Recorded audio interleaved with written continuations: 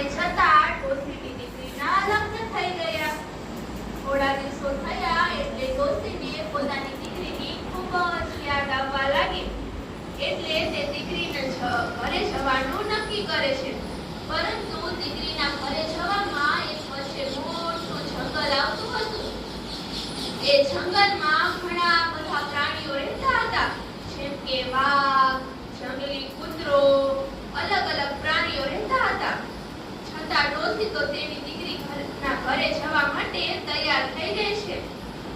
જ્યારે તે જંગલમાંથી પસાર થતી હોય છે ત્યારે તેને વાઘ જોવા મળે છે. ડોશીને જોઈને વાઘ કહે છે, એ ડોશી, હું તને ખાઈ જઈશ, તું ક્યાં જાય છે? ત્યારે ડોશી તો ખૂબ ડરી જાય છે અને તે જવાબ આપે છે, દીકરીના ઘરે જાવા દે, તાજી માજી ખાવા દે, પછી મને ખાજે. આ સાંભળી વાઘ કહે, સારું, તું તારી દીકરીના ઘરે જઈ આવ, પછી હું તને ખાઈ દઈશ. પછી ડોશી થોડી આગળ ચાલે છે. થોડી આગળ જાય છે ત્યાં તેને જંગલી કૂતરો મળે છે. કૂતરો જોઈને ડોશી તો ડરી જાય છે. કૂતરો ડોશીને કહે છે, એ ડોશી, તું ક્યાં જાય છે? હું તને ખાઈ જઈશ. ત્યારે ડોશી ડરતા ડરતા જવાબ આપે છે, દીકરીના ઘરે જાવા દે, તાજી માજી ખાવા દે, પછી મને ખાજે. આ સાંભળી કૂતરાએ કહ્યું, સારું, તું તારી દીકરીના ઘરે જઈ આવ, પછી હું તને ખાઈ દઈશ. થોડી વાર થાય છે એટલે ડોશી દીકરીના ઘરે પહોંચી જાય છે.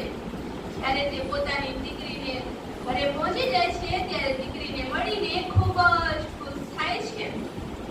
પછી તો દીકરી રોજ સારું સારું ખાવાનું બનાવે અને ડોશીને જમાડે.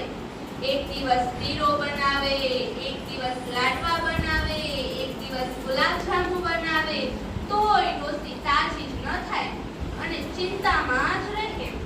તેની દીકરીને થયું કે હું રોજ આટલું સરસ જમાડું છું, તોય બા તાજા કેમ નથી થતા?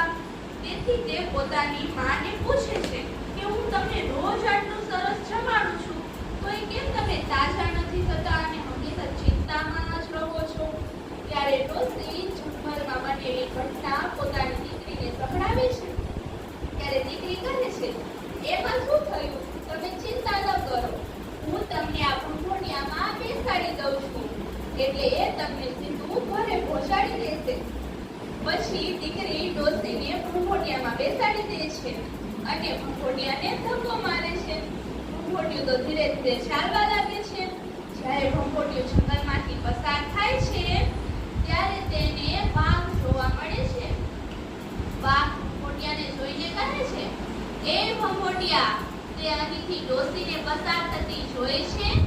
ત્યારે ભંભોડિયામાંથી અવાજ આવે છે, किसकी डोसी किसका काम, चल भंभोडिया अपने गांव. આ સાંભળી વાઘને શંકા થાય છે કે આ અવાજ તો સાંભળેલો લાગે છે. ત્યારે તે ભંભોડિયાની પાછળ પાછળ જવા લાગે છે. ભંભોડિયું થોડું આગળ જાય છે ત્યારે તેને જંગલી કૂતરો સામે મળે છે. કૂતરો ભંભોડિયાને જોઈને પૂછે છે, એ ભંભોડિયા, તે અહીંથી ડોશીને પસાર થતી જોઈ છે? ત્યારે ભંભોડિયામાંથી ફરી અવાજ આવે છે, किसकी डोसी किसका काम, चल भंभोडिया अपने गांव. આ કૂતરાને પણ શંકા થાય છે કે આ અવાજ તો સાંભળેલો હોય તેવું લાગે છે. કૂતરો પણ ભંભોડિયાની પાછળ પાછળ જાય છે.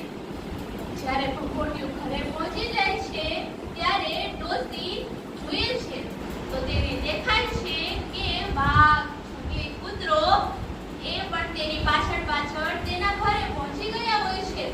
ત્યારે ડોશી એક યુક્તિ વિચારે છે અને તે રખ્યા લે છે અને ફૂંક મારે છે.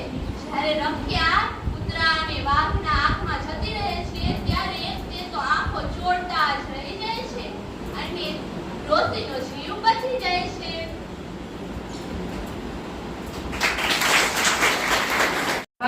જાંબુને જાંબુ તોડીને આપે.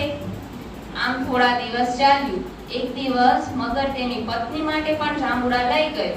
મગરની પત્ની આ જાંબુ ખાઈને કહે છે કે જે વાંદરો આટલા મીઠા જાંબુ દરરોજ ખાતો હશે તેનું કાળજું કેટલું મીઠું હશે.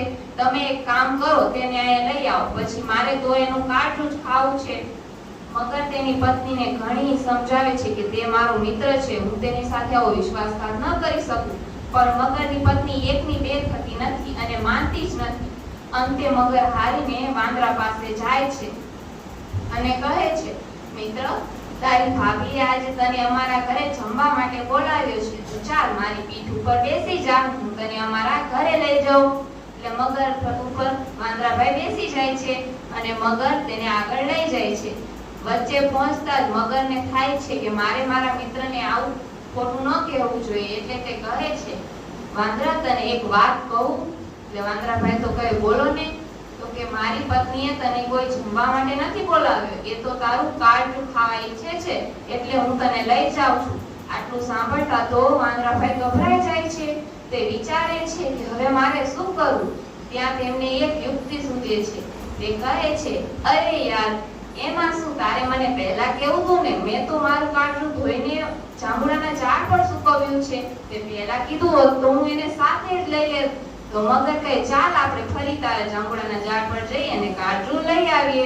એટલે ફરી બે જાંબુડાના ઝાડ તરફ આવવા લાગે છે.